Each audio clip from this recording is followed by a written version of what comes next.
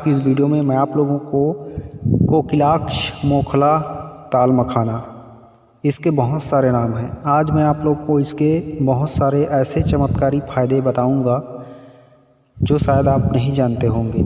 इसके वीडियो बहुत सारे भरे पड़े हैं यूट्यूब में, मगर इस तरह की जानकारी आज तक के कोई नहीं बताया है। तो आज मैं आप लोगों को इसके वो रहस्यपूर्ण जानकारी बताऊंगा जो आपको शायद पहली बार सुनने को मिले, लेकिन इसका परिणाम बहुत ही ज़बरदस्त आपको मिलेगा, क्योंकि यह हमारे ग्रामीण क्षेत्र के लोगों के द्वारा वर्षों से अपनाई जा रही है और प्रमाणित हो चुका है।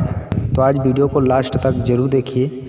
अगर ये जानकारी आपको चाहिए इसकी ताल मखाना की ये गुप्त बातें, तो देखते रहिए वीडियो को अंत तक। अच्छा, इस चैनल पर लाते रहते हैं।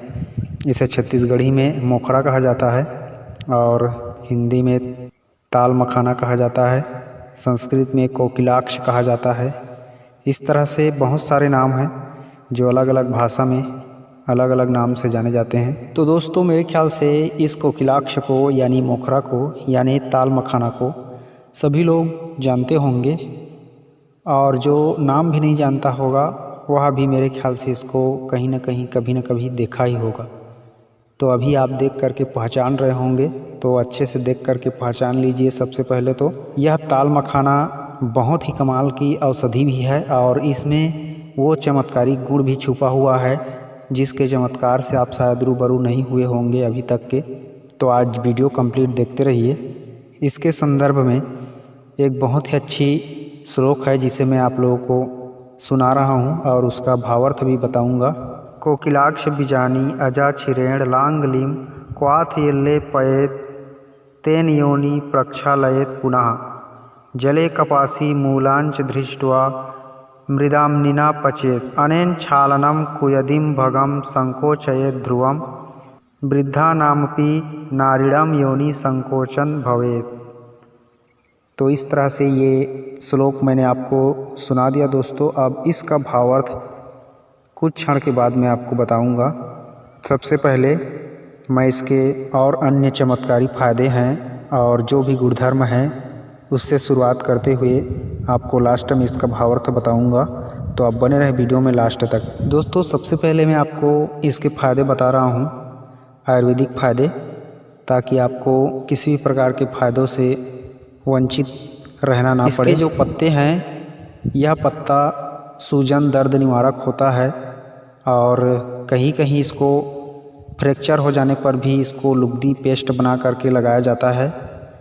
और इसके पत्ते का और इसके जड़ का दोनों का काढ़ा बना करके पीने से यह पेशाब की समस्या को दूर करता है और पथरी को भी गलाने में सहायक होता है। और इसके बीजों का बहुत ज़्यादा, सबसे ज़्यादा भरपूर मात्रा में प्रयोग होता है दोस्तों। इसके बीज ही मुख्य औषधि के रूप में कार्य करता है। इसके जो बीज होते हैं यह बहुत ही ताकतवर बीज होता है। छोटा छोटा इसमें बीज आता है, वह बहुत ही ताकतवर बीज होता है, मतलब नामर्द व्यक्ति को भी मर्द बना सकता है। यह स्पर्म काउंट को बढ़ाता है, यानी वीर्य में शुक्राणु की वृद्धि करता है और उसे गाढ़ा करता है, पुष्ट करता है इसके बीज। तो आप इस ताल मखाना के बीज को, यदि आप किसी भी प्रकार के धातु रोग से परेशान हैं या फिर नामर्दी के शिकार हैं, तो इसके बीजों का सेवन निसंकोच कर सकते हैं। अगर आप इसके बीजों को इकट्ठा करके इसका पाउडर करके इसके साथ सफ़ेद मूसली का पाउडर और पुत्र जीवक का पाउडर या फिर शिवलिंगी का बीज का पाउडर, मतलब इन चारों को भी एक साथ मिला सकते हो। एक बार और रिपीट कर रहा हूँ, ताल मखाना के बीज का पाउडर जो अभी आप देख रहे हो इस पौधे का, और सफ़ेद मूसली का पाउडर जिसे आप दवाई दुकान, मेडिकल स्टोर से भी खरीद सकते हो, और पुत्र जीवक का बीज जो आपको पतंजलि स्टोर पे आसानी से मिल जाएगा, उसका भी पाउडर, और शिवलिंगी का बीज। तो इन चारों चीज़ों को बराबर मात्रा में लेकर के एक साथ इन सब का पाउडर मिला करके यदि आप रोज़ाना 1 चम्मच भी खाते हैं दूध के साथ, तो किसी भी प्रकार की पौरुष तत्व की आपके शरीर में कोई कमी नहीं रहेगी। जवां मर्द बन करके हमेशा अपने मर्दानगी पे घमंड करते फिरोगे। इतना ज़बरदस्त पावर देता है शरीर में, शुक्राणुओं की कोई कमी नहीं रहेगी। कहने का मतलब एक आप संपूर्ण मर्द बन जाओ। दोस्तों अब मैं आप लोगों को जो चमत्कारी फ़ायदे हैं, जो चमत्कारी टोटके हैं, उसको आपको बता रहा हूँ। इसके जो कांटे देख रहे हो ताल मखाना का, इस कांटे को 7 कांटे निकाल करके यदि आप ताबीज़ में भर करके पहनते हो तो निश्चित रूप से यह हमारे ग्रामीण क्षेत्र में देखा गया है, ऐसा भी मिर्गी रोग हो वह आसानी से ख़त्म हो जाता है। धीरे धीरे ही होता है, लेकिन जो भी आज तक के जिसने भी ये मोखरा यानी ताल मखाना के कांटों का 7 कांटे का ताबीज़ में भर करके गले में लटकाया है, उसका मिर्गी रोग पूरी तरह से समाप्त हो चुका है। दोस्तों इसका दूसरा चमत्कार मैं आपको बताता हूँ। जैसे आपका छोटा बच्चा है और वह दांत किटकिटाता है, रोता है, चिल्लाता है, खाता पीता नहीं है, मतलब रात को उठ करके भी रोने लगता है या फिर परेशान रहता है, ज़्यादा खुश नहीं रहता है, उदास रहता है, ज़्यादा खेलता कूदता नहीं है, इस तरह से जब लक्षण दिखे आपके बच्चे में तो समझिए आपके बच्चे को नज़र दोष लगा हुआ है। तो उस नज़र दोष को, बुरी नज़र को उतारने के लिए बहुत ही आसान तरीका बता रहा हूँ। बिना किसी मंत्र के आप इस मोखरा के जो कांटेदार तना है, उस कांटेदार तना को काट लीजिए। काटने के बाद उसे हाथ में पकड़ के कांटों सहित इसके तने को काट लीजिए।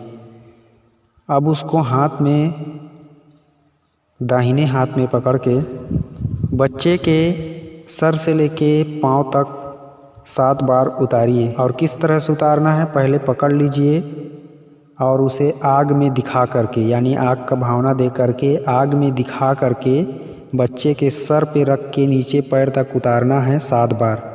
7 बार उतारने के बाद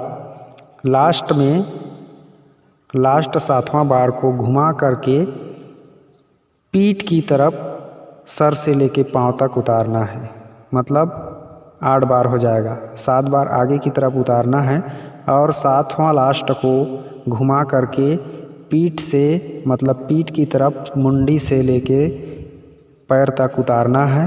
और उतारने के बाद इस तरह से घुमा के लास्ट में उसे अग्नि में झोंक देना है, यानी आग में जला देना है। अब इस तरह से आग में जलाने पर आप देखोगे कि 5-10 मिनट के ही अंदर तुरंत, मतलब आपका बच्चा का जो भी एक्टिविटी रहेगा या फिर जितनी भी उसकी नकारात्मक ऊर्जा भरी रहेगी उसके शरीर में, नज़र दोष लगी रहेगी, वह पूरी तरह से समाप्त हो जाती है। दोस्तों यह हमारे ग्रामीण देहात क्षेत्र की अनुभूत और प्रमाणित आजमाई जा चुकी है और इसमें कोई संदेह शक वाली बात ही नहीं है कि आप इसमें सवाल जवाब पैदा करें, ऐसा कोई भी बात नहीं है। अगर आप विश्वास न करें तो हमारी प्रॉब्लम नहीं है, प्रयोग करोगे तो आपको रिजल्ट अवश्य मिलेगा। दोस्तों मैं आपको बहुत ही अच्छी जानकारी बताता हूँ और इसके बदले में सिर्फ लाइक ही बोलता हूँ करने के लिए, तो आप लाइक ज़रूर कीजिए वीडियो को। ये जानकारियाँ हम लोग सिर्फ जन कल्याण के लिए बताते रहते हैं।